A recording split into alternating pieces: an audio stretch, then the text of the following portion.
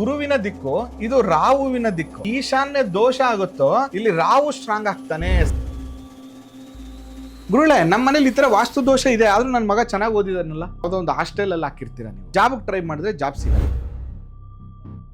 ಮಕ್ಕಳ ಅಭಿವೃದ್ಧಿ ಆಗದೇ ಇರಲಿಕ್ಕೆ ಕಾರಣಗಳೇನು ಅಂತಂದ್ರೆ ಈಶಾನ್ಯ, ಉತ್ತರ ಮತ್ತು ನೈಋತ್ಯ.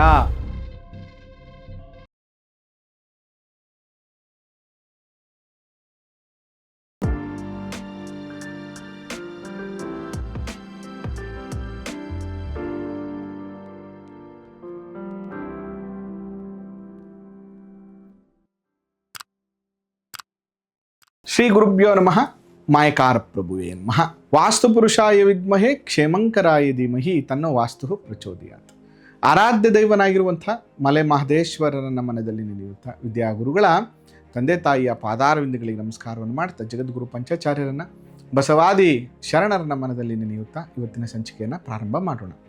ಹೇಗಿದ್ರಿ? ಎಲ್ಲ ಚೆನ್ನಾಗಿದ್ದೀರಿ ಅಂತ ನಾನು ಕೂಡ ಭಾವಿಸ್ತೇನೆ. ಇದೇ ಮಾರ್ಚ್ 30ನೇ ತಾರೀಕು ನಿಮಗೋಸ್ಕರ, ಎಕ್ಸ್ಪೆಷಲಿ ನಿಮಗೋಸ್ಕರನೇ ಒಂದು ವಾಸ್ತು ತರಗತಿಯನ್ನು ಪ್ರಾರಂಭ ಮಾಡ್ತಾ ಇದ್ದೇನೆ. ಇಂಜಿನಿಯರ್, ಆರ್ಕಿಟೆಕ್ಟ್ಸ್, ಇಂಟೀರಿಯರ್ ಡಿಸೈನರ್ಸ್, ವಾಸ್ತು ಕಲಿಬೇಕು ಅನ್ನುವಂಥವ್ರು, ವಾಸ್ತು ಕನ್ಸಲ್ಟೆಂಟ್ ಆಗಬೇಕು ಅನ್ನುವಂಥವ್ರು, ಗೃಹಿಣಿಯರು, ಮನೆ ಕಟ್ತಾ ಇರೋವಂಥವ್ರು, ಕಟ್ಟಬೇಕು ಅಂದ್ಕೊಳ್ಳುವಂಥವ್ರು, ಎಲ್ಲರೂ ಕೂಡ ಅಯ್ಯೋ ಒಬ್ಬೊಬ್ರು ಒಂದೊಂದು ಹೇಳ್ತಾರಪ್ಪ ಅನ್ನುವಂಥವ್ರು, ನಾನೇ ವಾಸ್ತು ಕಲಿತುಬಿಟ್ರೆ ಸಮಾಧಾನ ಅನ್ನುವಂಥವ್ರು ಎಲ್ಲರೂ ಕೂಡ ಕ್ಲಾಸ್ಗೆ ಜಾಯ್ನ್ ಆಗಿ ಪ್ರತಿ ಸೋಮವಾರ ಬುಧವಾರ ರಾತ್ರಿ 7 ಗಂಟೆಗೆ ಕ್ಲಾಸಸ್ ನಡೆಯುತ್ತೆ. ಇನ್ನು ಇವತ್ತಿನ ಸಂಚಿಕೆಯಲ್ಲಿ ಸಂತಾನ ವಿಳಂಬ, ಸಂತಾನ ಆಗದೇ ಇರುವಂಥದ್ದು, ಪದೇ ಪದೇ ಅಬಾಷನ್ಸು, ಪ್ಲಸ್ ಭಾಳ ಮುಖ್ಯವಾಗಿ ಆ ಮಕ್ಕಳು ಆಗಿದ್ರೂ ಕೂಡ ಅವರ ಮಕ್ಕಳ ಎಜುಕೇಷನ್ನಲ್ಲಿ ಗ್ರೋತ್ ಆಗದೇ ಇರುವಂಥದ್ದು ಯಾಕೆ ಅನ್ನುವಂಥ ವಿಚಾರವನ್ನು ಈ ಸಂಚಿಕೆಯಲ್ಲಿ ನಾನು ನಿಮಗೆ ತಿಳಿಸ್ಕೊಡ್ತೇನೆ. ಇದನ್ನು ಒಂದು ಮನೆ ಅಂತ ಇಟ್ಕೊಳ್ಳೋಣ. ಈ ಮೂಲೆ ಇದೆಯಲ್ಲ, ಇದು ಈಶಾನ್ಯ ಮೂಲೆ. ಇದು ಈ ದಿಕ್ಕಿಗೆ ಅಧಿಪತಿ ಬಂದು ಗುರು, ಈ ದಿಕ್ಕಿಗೆ ಅಧಿಪತಿ ಬಂದು ಬುಧ.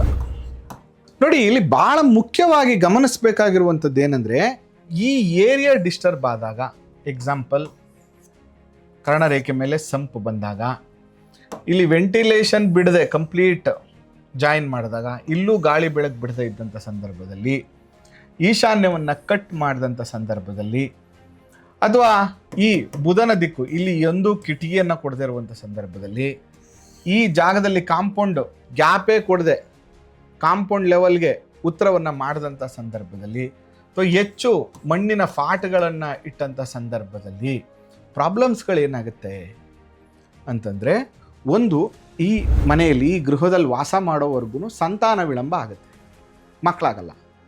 ಅಕಸ್ಮಾತ್ ಆಗಿದ್ರೂ ಕೂಡ, ಪ್ಲಸ್ ಭಾಳ ಮುಖ್ಯವಾಗಿ ಮಗು ಆಯಿತು, ಆದರೆ ಮಗು ತುಂಬ ಚಂಡಿ ಹಿಡಿತಾ ಇದೆ, ಮಗುವಿನ ಬೆಳವಣಿಗೆ ನಾರ್ಮಲ್ ಮಕ್ಕಳ ಥರ ಇಲ್ಲ, ಒಂದು ಕಂಪ್ಲೀಟ್ ಹೈಪರ್ ಆಕ್ಟಿವ್ ಆಗುವಂಥದ್ದು, ಅಥವಾ ತುಂಬ ಚಂಡಿ ಹಿಡಿಯುವಂಥದ್ದು, ಹೇಳಿದ ಮಾತು ಕೇಳದಿರುವಂಥದ್ದು, ಇಡೀ ಮನೆಯನ್ನೇ ಎಲ್ಲ ವಸ್ತುಗಳನ್ನು ಹರಡುವಂಥದ್ದು, ಈ ಥರ ಆದರೆ ಬೆಳೀತಾ ಗ್ರೋತ್ ಆಗ್ತಾ ಡಿಗ್ರಿ ಕೂಡ ಕಂಪ್ಲೀಟ್ ಮಾಡೋಕ್ಕಾಗದಿರುವಂಥ ಎಜುಕೇಷನ್ ಪ್ರಾಬ್ಲಮನ್ನು ಕೊಟ್ಬಿಡುತ್ತೆ. ತುಂಬ ಆಸೆ ಇಟ್ಕೊಂಡಿರ್ತೀರಿ, ನನ್ನ ನಂಟರ ಮಕ್ಕಳು, ನಮ್ಮ ರಿಲೇಷನ್ ಮಕ್ಕಳು ಎಲ್ಲ ಚೆನ್ನಾಗಿದ್ದಾರಪ್ಪ. ಗುರುಳೆ, ನಮ್ಮ ಮನೇಲಿ ಈ ಥರ ವಾಸ್ತು ದೋಷ ಇದೆ, ಆದರೂ ನನ್ನ ಮಗ ಚೆನ್ನಾಗಿ ಓದಿದಾನಲ್ಲ. ನೀವೇನು ಮಾಡಿರ್ತೀರ ಅಂದರೆ, ಯಾವುದೋ ಒಂದು ಹಾಸ್ಟೆಲಲ್ಲಿ ಹಾಕಿರ್ತೀರ. ನೀವು ಹಾಸ್ಟೆಲಲ್ಲಿ ಹಾಕ್ದಾಗ ಏನಾಯಿತು, ಇಲ್ಲಿ ಅವನು ವಾಸ ಮಾಡಲ್ಲ, ಇದರಿಂದ ಸ್ವಲ್ಪ ಅನುಕೂಲ ಆಗುತ್ತೆ. ಯಾವಾಗ ಹಾಸ್ಟೆಲ್ ಮುಗಿಸಿ ಮನೆಗೆ ಬರ್ತಾನೋ, ಜಾಬ್ಗೆ ಟ್ರೈ ಮಾಡಿದ್ರೆ ಜಾಬ್ ಸಿಗಲ್ಲ, ಅಥವಾ ಆ ಮಗನಿಗೆ ಸರಿಯಾದ ಟೈಮಲ್ಲಿ ಮದುವೆ ಆಗಲ್ಲ.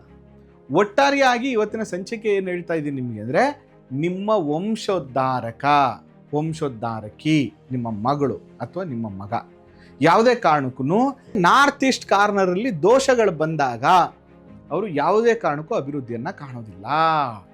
ಸಂತಾನ ದೋಷಗಳನ್ನು ಕೊಡುವಂಥ ದಿಕ್ಕುಗಳು. ಅದಕ್ಕೆ ಈ ದಿಕ್ಕನ್ನು ಬ್ಲಾಕ್ ಮಾಡಬೇಡಿ, ಈ ದಿಕ್ಕಲ್ಲಿ ಟಾಯ್ಲೆಟ್ ಇಡಬೇಡಿ, ಈ ದಿಕ್ಕನ್ನು ವೆಂಟಿಲೇಷನ್ ಬಿಡದೆ, ನೋಡಿ ಇಲ್ಲೊಂದು 2 ಅಡಿ ಬಿಟ್ಬಿಟ್ಟು ಇಲ್ಲಿ 1 ಅಡಿ ಬಿಟ್ಬಿಡಿ, ಮತ್ತು ಉತ್ತರದಲ್ಲಿ ಖಾಲಿ ಜಾಗನೇ ಕೊಡದೆ ಕಂಪ್ಲೀಟಾಗಿ ಸೇರಿಸ್ಕೊಬಿಟ್ಟು ಈ ಜಾಗದಲ್ಲಿ ದಕ್ಷಿಣದಲ್ಲಿ ಖಾಲಿ ಜಾಗವನ್ನು ಬಿಡುವಂಥದ್ದು. ಯಾಕಂದರೆ ದಕ್ಷಿಣದ ರಸ್ತೆ ಬಂದಾಗ ಯಾಕೆ ವೇಸ್ಟ್ ಮಾಡಬೇಕು ಅಂತ ಕಂಪ್ಲೀಟ್ ಸೇರಿಸ್ಕೊತೀವಿ, ಇಲ್ಲಿ ಖಾಲಿ ಬಿಟ್ಬಿಡ್ತೀವಿ. ನೋಡಿ, ಇಲ್ಲೊಂದು ಟೆಕ್ನಿಕಲಿ ಯಾಕೆ ಅಬಾಷನ್ಸ್ ಅಂತ ಬಂದಾಗ, ನೋಡಿ ಇದು ಗುರುವಿನ ದಿಕ್ಕು, ಇದು ರಾಹುವಿನ ದಿಕ್ಕು. ಯಾವಾಗ ಈಶಾನ್ಯ ದೋಷ ಆಗುತ್ತೋ ಇಲ್ಲಿ ರಾಹು ಸ್ಟ್ರಾಂಗ್ ಆಗ್ತಾನೆ, ಸಪ್ತಮ ಎಕ್ಸಾಕ್ಟ್ 7th.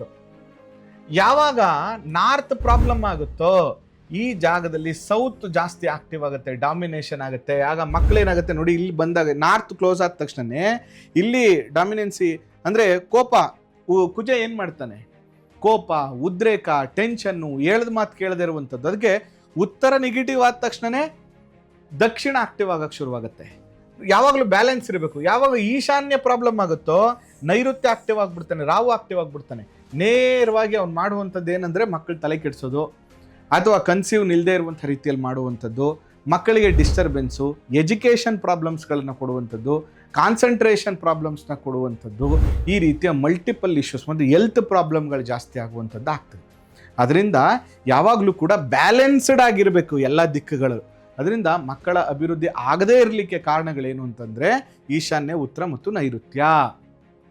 ಪರಿಹಾರ ಏನು ಮಾಡಬೇಕು? ಮೊದಲು ನೀವು ವೆಂಟಿಲೇಷನ್ ಇದೆಯಾ ನೋಡಿ. ವೆಂಟಿಲೇಷನ್ ಇಲ್ಲ ಅಂದರೆ ಕೊನೆ ಪಕ್ಷ ಒಂದು ಸಣ್ಣ ಪುಟ್ಟ ವಾಸ್ತು ಯಂತ್ರಗಳನ್ನು ಇಟ್ಕೊಳ್ಳುವಂಥದ್ದು, ಮನೆಯಲ್ಲಿ ವರ್ಷಕ್ಕೊಂದ್ಸಲ ವಾಸ್ತುಶಾಂತಿ ಮಾಡುವಂಥದ್ದು, ಮತ್ತು ಒಂದು ಎನರ್ಜಿ ಪ್ಲೇಟನ್ನು ಕಿಟಕಿ ಬದಲು ಹಾಕುವಂಥದ್ದು, ಸ್ವಲ್ಪ ಪಿರಮಿಡ್ ಕರೆಕ್ಷನ್ ಮಾಡ್ಕೊಳ್ಳುವಂಥದ್ದು, ಈ ರೀತಿಯಂಥದ್ದು ಮಾಡಿಕೊಂಡಾಗ 100% ಎಲ್ಲ ಸರಿ ಹೋಗ್ಬಿಡುತ್ತೆ ಅಂತ ನಾನು ಹೇಳ. ಬಟ್ ಬೆಟರ್ ಆಗುತ್ತೆ. ಅದಕ್ಕೆ ನಾನು ಯಾವಾಗಲೂ ಏನು ಹೇಳ್ತೀನಿ ಅಂತಂದರೆ, ಪರಿಹಾರಗಳಲ್ಲಿ 3 ಥರ ಇರುತ್ತೆ. ವಿಷನ್ ರೆಮಿಡಿ, ನೋಡಿದಾಗ ನಮಗೆ ಭಾವನೆ ಬರಲಿ ಅನ್ನುವಂಥ ಪರಿಹಾರಗಳು ಮಾಡ್ಕೊಳ್ಳುವಂಥದ್ದು. ಇನ್ನೊಂದು ವಿತೌಟ್ ಡೆಮಾಲಿಷನ್ ಪರಿಹಾರಗಳು, ಡೆಮಾಲಿಷನ್ ಮಾಡದೆ ಒಂದಷ್ಟು ಪರಿಹಾರಗಳನ್ನು ಕಂಡುಕೊಳ್ಳುವಂಥದ್ದು. ಇನ್ನೊಂದಷ್ಟು ಹೀಲಿಂಗ್ ರೆಮಿಡೀಸು, ಒಂದಷ್ಟು ಕ್ರಿಸ್ಟಲ್ಸ್ಗಳನ್ನು ಇಡುವಂಥದ್ದು. ಅದಕ್ಕೋಸ್ಕರ ಏನಂದರೆ ಇಲ್ಲಿರುವಂಥ ಸಮಸ್ಯೆಗೆ ಏನು ಪರಿಹಾರಗಳು ಮಾಡಬೇಕು ಅನ್ನುವಂಥದ್ದು ಭಾಳ ಮುಖ್ಯ ಆಗ್ತದೆ. ಅದರಿಂದ ನೀವೇನು ಮಾಡಿ ಅಂತಂದರೆ, ಯಾಕೆ ಸಂತಾನ ಆಗ್ತಾ ಇಲ್ಲ, ಸಂತಾನದ ತೊಂದರೆ ಆಗ್ತಾ ಇದೆ, ಸಂತಾನ ಬೆಳವಣಿಗೆ ಆಗ್ತಾ ಇಲ್ಲ ಅಂದ ತಕ್ಷಣವೇ ಈ ದಿಕ್ಕುಗಳನ್ನು ಅಬ್ಸರ್ವ್ ಮಾಡಿ, ಈ ಥರ ನಿಮ್ಮ ಮನೆಯಲ್ಲೂ ಆಗಿರುತ್ತೆ, ನಿಮ್ಮ ಮನೆಯಲ್ಲೂ ಆಗಿದ್ದರೆ ಒಂದು ಕಾಮೆಂಟ್ ಹಾಕಿ. ಈ ಕೆಲವು ಸರಿ ಏನಾಗ್ಬಿಡುತ್ತೆ ಅಂದರೆ, ನನ್ನ ಕೆಲಸದ ಒತ್ತಡದಲ್ಲಿ ನಿಮಗೆ ಕಾಮೆಂಟ್ರಿಗೆ ರಿಪ್ಲೈ ಮಾಡೋಕ್ಕಾಗಿರಲ್ಲ. ಬಟ್ ನಿಮ್ಮೆಲ್ಲ ಕಾಮೆಂಟ್ಸ್ಗಳಿಗೂ ಒಂದು ದಿನ ಪ್ರಶ್ನೋತ್ತರದಲ್ಲಿ ಎಲ್ಲವನ್ನು ಉತ್ತರ ಕೊಡುವಂತಹ ಒಂದು ಪ್ರಯತ್ನವನ್ನು ಮಾಡ್ತೇನೆ ಅಂತ ಹೇಳ್ತಾ ಈ ಸಂಚಿಕೆನ ಮುಗಿಸ್ತಾ ಇದ್ದಾನೆ.